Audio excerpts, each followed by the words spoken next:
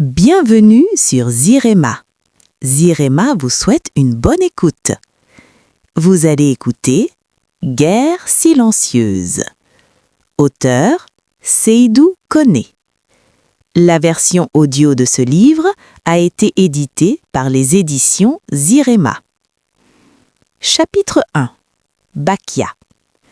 C'était en mai, période des saisons pluvieuses où survinrent régulièrement les pluies diluviennes sur la ville de Bakia. Bakia est une pittoresque ville de 5000 âmes. Entourée de hautes montagnes, Bakia est traversée par l'immense fleuve Karia, qui prend sa source au Ghana. Le barrage Bakia 1, construit sur la Karia, produit l'électricité sur toute l'étendue du territoire. Immense eau noire, la Karia favorise aussi le développement de l'agriculture et de la pêche. Bakia est une ville de 5 quartiers. Ces quartiers sont tous situés en hauteur, sur des collines. Dougoudéni, accueillant de nombreux étrangers, était le quartier le plus huppé de la ville de Bakia. Là-bas, on y trouve une église, des écoles de couture, de belles maisons construites en dur. Kadia habitait à Goba, le quartier populaire de la ville de Bakia. Goba est un quartier avec une forte concentration humaine. Ce quartier, contrairement au quartier Dougoudéni, était mal entretenu. En effet, la rue principale du quartier était boueuse. L'asphalte avait disparu, laissant place à de la terre rouge. Et comme nous étions en saison des pluies, la rue était quasiment inondée. Les caniveaux, étroits, étaient bouchés soit par des ordures ménagères, soit par du sable. Et comme l'eau n'arrivait pas à circuler convenablement dans les caniveaux, celle-ci débordait pour envahir la rue principale de Goba, parfois même des habitations. Comme la pluie avait cessé, Kadia s'empressa d'aller à la scierie Saubois, son lieu de travail. L'homme marchait à grandes enjambées, évitant les flaques d'eau sur la route. Le ciel semblait dégagé, mais le soleil ne sortait pas de sa cachette. Kadia traversa la rue principale, reliant Goba au quartier Pannan. Il était désormais au quartier Pannan, à quelques mètres de sa société Saubois. Kadia salua les 2 vigiles à l'entrée de l'entreprise Saubois. Ensuite, il passa le géant portail pour se diriger à son bureau. Là-bas, il travaillait comme comptable de l'entreprise Saubois. Après le décès de son père, Kadia a dû interrompre ses études après l'obtention de son brevet de technicien supérieur en comptabilité. Ayant déposé de nombreux curriculum vitae dans diverses sociétés, c'est finalement Saubois qui va le recruter comme comptable. Kadia aime son métier. Il prend plaisir à payer les travailleurs de la boîte avant la fin de chaque mois. Sa difficulté, c'est que son salaire est bas. Il arrive à peine à faire des économies.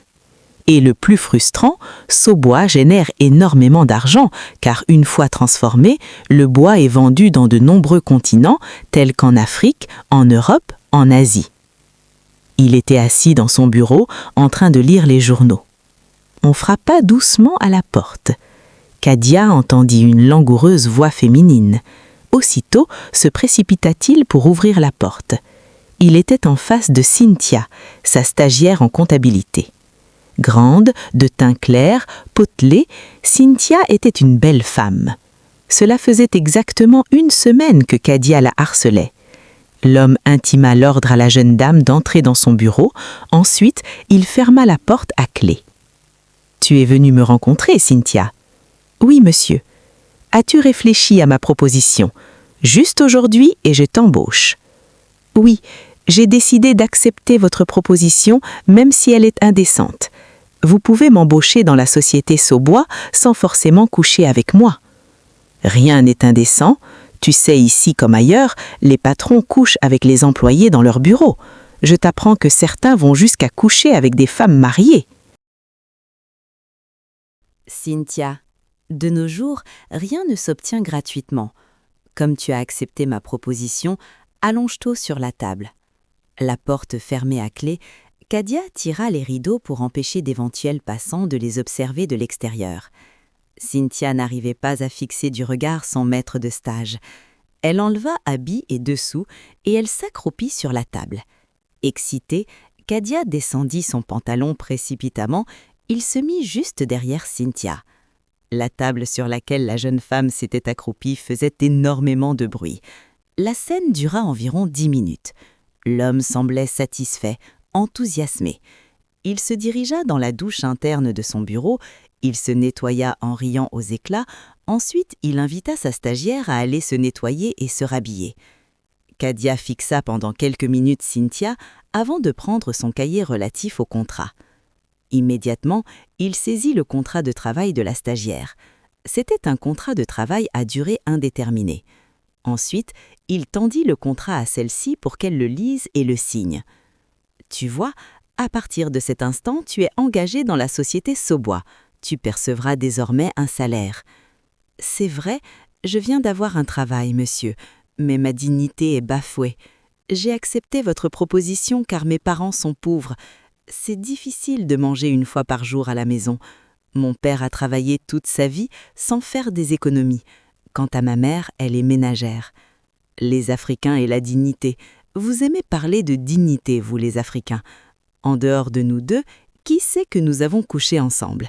Épargne-moi ce mot dignité. Grâce à ton corps, tu viens d'être embauché. C'est comme ça, partout. C'est dommage, monsieur Kadia. Vous auriez dû me recruter sur la base de mes compétences. Quelles compétences?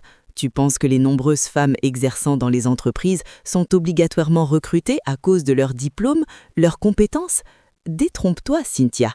Celles qui cèdent généralement aux avances de leur patron sont soit embauchées ou elles ont des augmentations et bonus sur leur salaire. Maintenant, tu peux disposer. À partir de demain, tu travailleras dans ce bureau, dans mon bureau. Je vais moins m'ennuyer. Nous serons 2 à occuper ce bureau. Merci, monsieur. Bonne journée. Il était exactement 17 heures. Kadia jeta un coup d'œil à sa montre avant de fermer la porte de son bureau. Il était temps pour lui de quitter les locaux de l'entreprise Saubois. Dehors, un grand vent noyait la chaleur pour laisser place à la fraîcheur. Situé sur une côte, le quartier Panane dominait la belle ville de Bakia. Là-bas, on apercevait la splendide mairie de la ville, sans oublier les autres quartiers. Kadia descendit l'impressionnante colline. Chemin faisant, il saluait certaines connaissances. Il passa juste devant la sous-préfecture de la ville. Il était maintenant à quelques mètres de la Villa Rouge, celle du chanteur Moularé. Il s'arrêta un instant au principal carrefour de ce quartier avant de commencer à marcher sur l'asphalte. Kadia se dirigeait indubitablement à Goba. Marchant à pas élancés, l'homme s'arrêta sur l'unique pont de son quartier. Il regardait le lac Morofé s'étendre rapidement. Arrêté sur le pont, Kadia regardait dans le lointain. Il observa une foule immense sous l'arbre à palabres. L'homme était désormais dans son quartier. Il se mit à marcher hâtivement vers la nombreuse foule. L'arbre à palabres était noir de monde. Que pouvait-il bien se dérouler là? Pourquoi autant de cris et de sourires dans ce quartier paisible? Qui était le jeune homme au centre de la foule avec des amulettes? Kadia salua poliment une jeune demoiselle. Il voulait comprendre ce qui se passait. « Bonjour, mademoiselle. »« Bonjour, monsieur. Qu'est-ce qui se passe dans notre quartier? Que fait l'homme au centre de la flopée d'individus? »« Monsieur, l'heure est brave. Les sorciers détruisent nos enfants. Ils mangent leur âme. Ce monsieur, au centre, démasque les sorciers ou mangeurs d'âmes. Il est ici pour mettre fin aux activités lugubres de certaines personnes. Jeune demoiselle, croyez-vous à la sorcellerie? Bien sûr que je crois à la sorcellerie. Elle existe réellement, monsieur. L'homme éleva la voix. Laissez-moi le passage pour que je puisse me diriger dans la cour du chef des sorciers. Ceux-ci ont enfoui un canari noir dans un puits. Aussitôt, la foule se précipite pour céder passage au sauveur, l'homme à amulette. Il fonça directement sur la maison la plus reculée du quartier. Il s'arrêta un instant devant la demeure. Il fixa le puits situé au centre de la concession. Ensuite, il bougea longuement sa tête dans plusieurs sens. En face du puits, l'homme ôta ses vêtements aux couleurs multicolores. Encerclé par la foule, il descendit dans le profond puits. Kadia se rapprocha du puits. Lorsqu'il y jeta un coup d'œil, l'homme était invisible. Il était assurément sous l'eau. 5 minutes après, l'homme se mit à remonter à la surface par le truchement d'une échelle. Quand la foule aperçut sa tête, elle se mit à l'applaudir bruyamment. Dans sa main droite, il tenait un canari noir comme le charbon. Celui-ci était chaud et dégageait de la vapeur. Kadia n'en revenait pas. Que faisait un canari dans un puits? Que pouvait bien contenir cet objet? Sorti du puits, l'homme posa le canari sur le sol. Il se servit ensuite de son chasse-mouche pour caresser l'objet. Il enfonça par la suite sa main droite dans le vaste canari. Soudain, il sortit une feuille blanche sur laquelle étaient visiblement marqués des écrits.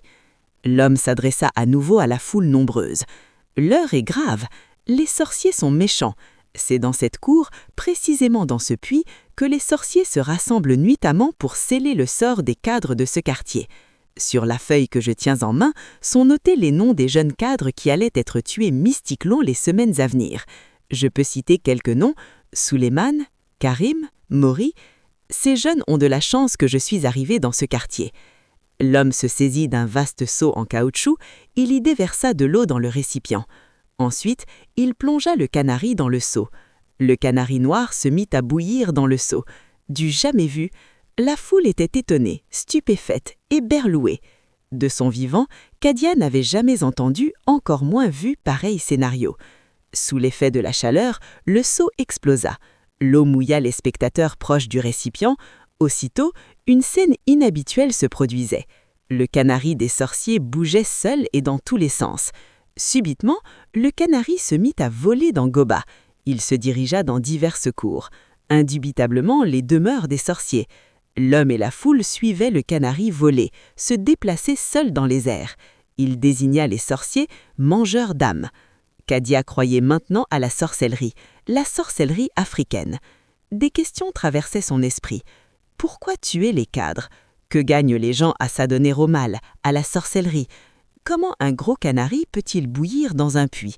Et comment cet objet peut-il voler seul dans les airs comme un avion? Kadia semblait effarouché. Il traversa la foule de plus en plus nombreuse pour se frayer un chemin. Il emprunta une ruelle pour rejoindre sa demeure. Là-bas, il s'engouffra dans sa chambre pour se reposer et ranger ses bagages, car le lendemain, il devait voyager.